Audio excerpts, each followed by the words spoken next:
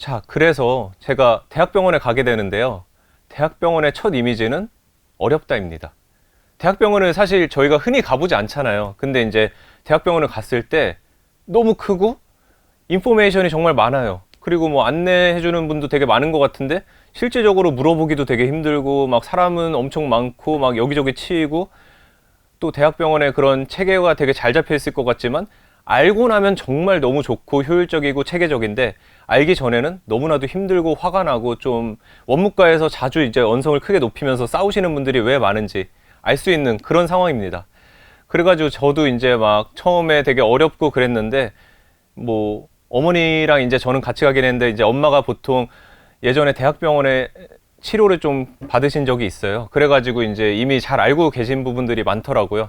그래서 이제 좀 다행히 편하게 이렇게 좀 이것저것 빠릿빠릿한 그런 노하우들을 받아가지고 쉽게 이제 진행을 할 수 있었는데 원무과에서 뭐 먼저 또 돈을 내는 대학병원도 있습니다.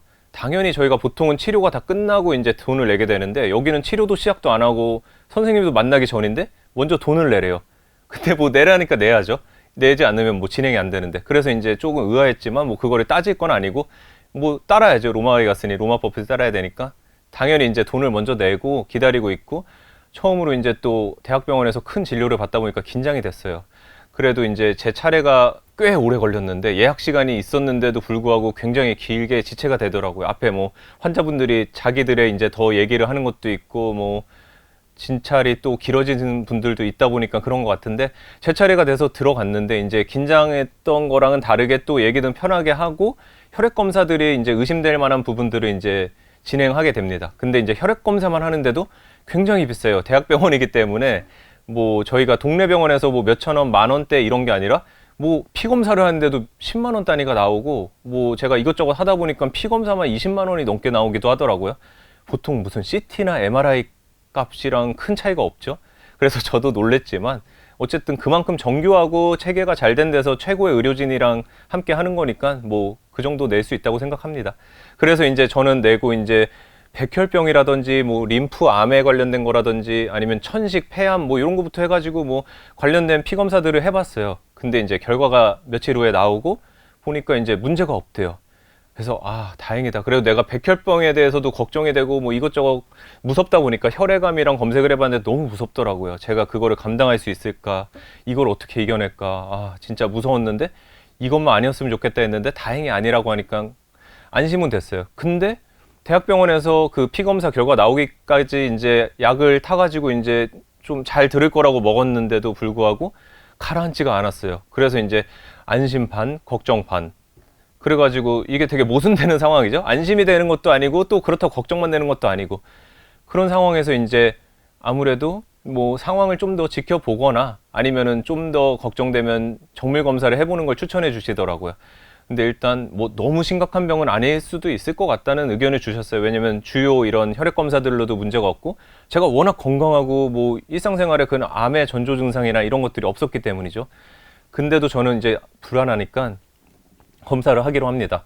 그 검사를 하기로 한 게 이제 세친 검사라고 해가지고 세친 검사를 처음부터 하진 않았어요. 여기 이제 목이 부은 부분을 초음파로 이제 잘 이렇게 확인을 해보면서 문제가 있을 때는 심할 경우에 재수가 없으면 모양이 안 좋거나 그런 경우에는 이제 여기 구멍을 뚫어서 총으로 쏴서 세친 검사라는 걸 해서 조직을 뜯어냅니다.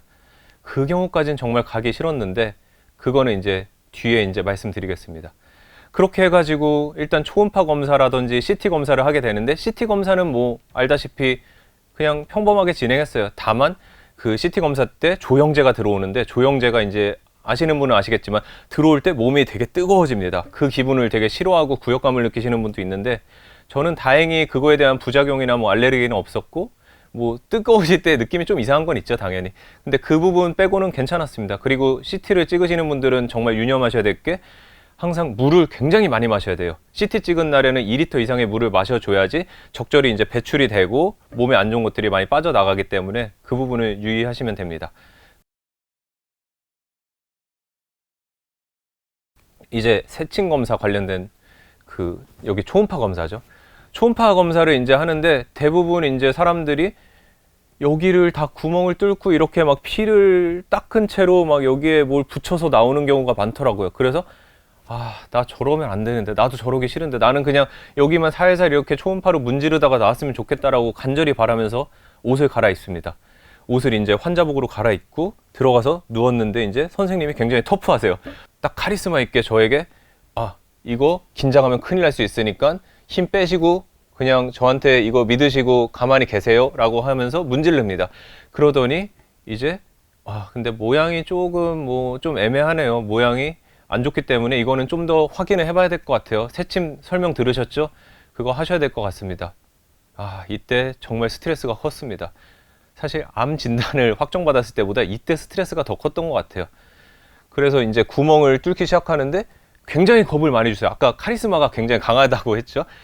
절대 움직이면 안 되고, 움직이면 큰일 날 수 있습니다. 움직이면 정말 큰 일이 벌어질 수 있고 전적으로 책임지셔야 될 수 있기 때문에 정말 가만히 계셔야 돼요. 아프시더라도. 그 얘기 들으니까 당연히 이제 긴장이 되니까 더 그 소리 듣고 움직일 것 같은데 라는 생각이 들지만, 그래도 뭐 어쨌든 큰일 날 수 있다니까 믿고 가만히 있어 봅니다.